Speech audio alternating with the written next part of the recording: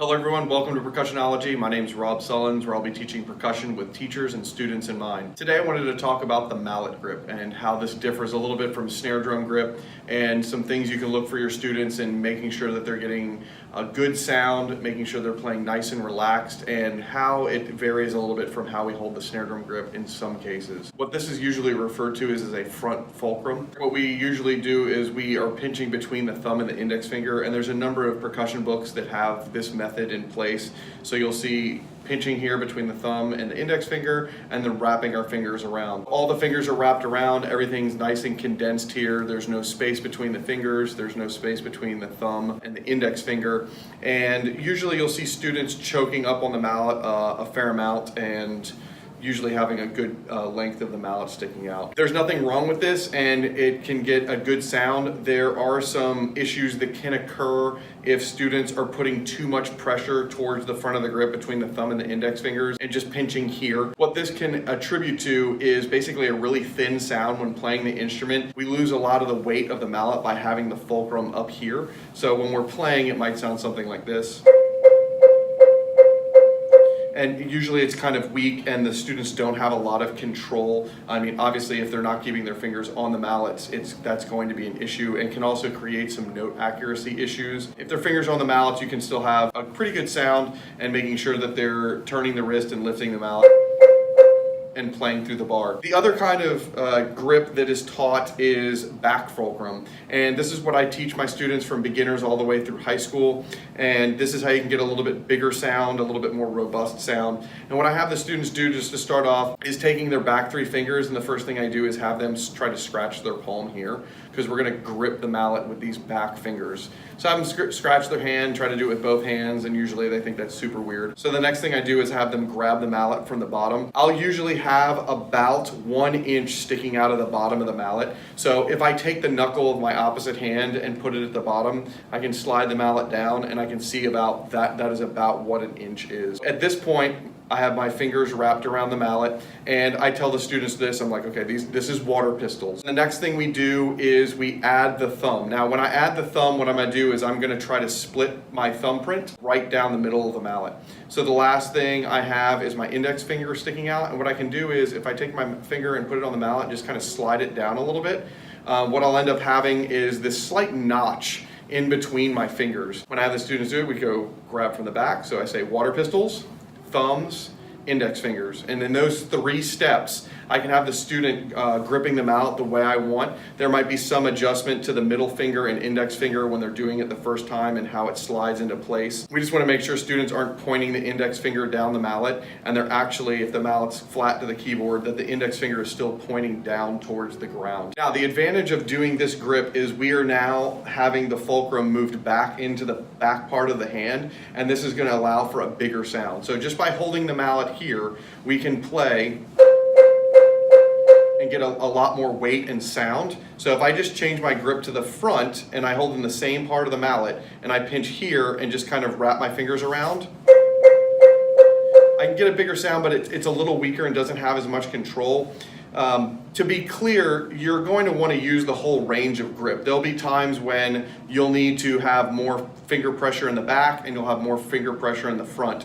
But the most important thing is that when students pinch too much in the front, this is going to inhibit our wrist motion. So if you just to take your thumb and index finger and squeeze and then try to move your wrist, you're going to notice that there's friction there, opposed to if you open the hand and turn it. So just simple relaxed, have the students squeeze and turn their wrist, and you're going to be able to see that there is a completely different muscle tension when you're doing that. Regardless of what they're doing when they're holding the mallet, we want to make sure that there isn't too much pressure in the front of the grip.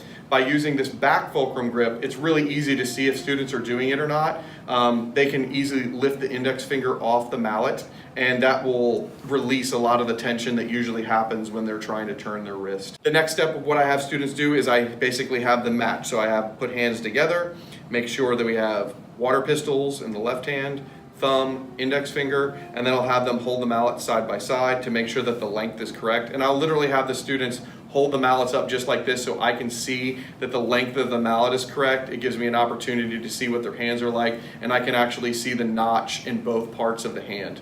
So it's really easy to kind of evaluate what is going on here. The next step, what I have students do is we go back, if you've watched my snare drum video for just the different set positions, we start in relaxed position just like we do for pad. Then we go to ready position. Ready position, depending on what notes I'm gonna start on, let's say I'm just gonna start on G and F side by side. So I'm gonna make sure that the shaft of the mallet is parallel to the notes. I don't want it up or down, so I'm hitting the bar. Usually when I say parallel, if some kids understand what it is, sometimes they'll try to make the hands parallel to the notes. So I make a point to say, okay, it's not here, it's not down here, we want to go parallel this way, or I demonstrate with my mallets this way to make sure they understand that it's parallel. This is a really important part because our contact point on the mallet, we want to be the point that extends the furthest out, and that's going to give us our biggest sound. So if I have my hands up and I play, now if I just lower my wrist and do the same thing, I'm going to get a nice big sound. Once I'm here, I'm going to make sure that I go through the same checklist that I have for my pad. So the first thing I'm going to do is make sure mouths are closed. So I'm going to make sure that my thumbprint is on the side of the stick. I'm going to make sure I have my quarters. So I'm going to make sure my hands are flat to the ground. I'm going to make sure I have my slice of pie. They have a nice big angle. And the last thing is that I'm going to have no bunny slope, so my mallets are parallel to the ground. Once I'm there, I'm going to turn my hands up, and I'm going to make sure that my mallets go straight up over the notes. Now again, I start in the up position and I start at a fortissimo. When we're teaching students for the first time playing mallets, the one thing I really try to do is make sure that they get a nice, big, full sound.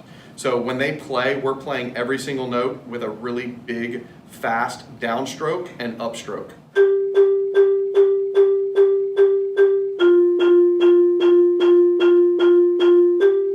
So this is going to allow for us to be able to project and be able to hear these mallet parts all the way to the front of the band.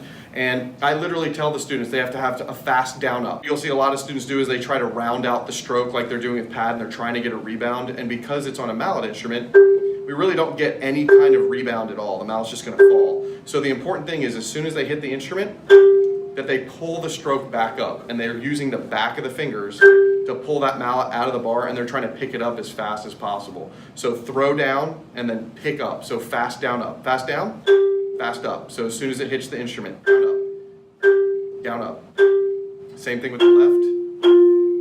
And I really try to make sure that they're not downstroking and staying over the notes. One of the tendency that your younger students are always going to want to do is they're going to want to put the mallets over whatever note that they start, and that's fine, and I encourage that, especially for the accidentals. You want to make sure they're over the center of those resonators, and then once they're here, I tell, okay, now pull your hands up. And this is going to get us a nice big sound. That's just a quick review of what I wanted to do to demonstrate how to grip for mallets. Again, in some instances, we'll have a front fulcrum and we're wrapping the fingers around. And then in other instances, we can have a back fulcrum where we have water pistols, thumb, and then index finger.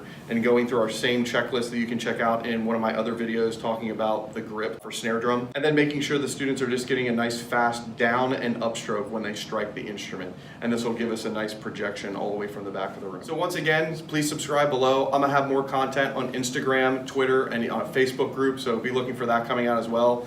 And if you have any questions, please email me at percussionology@gmail.com. I really hope to get questions that you guys might have or something that you're struggling with teaching, and I'd be more than happy to go over it in one of my videos and see whatever I can do to help everybody out. Again, thank you for visiting Percussionology. I hope to see you guys all again soon.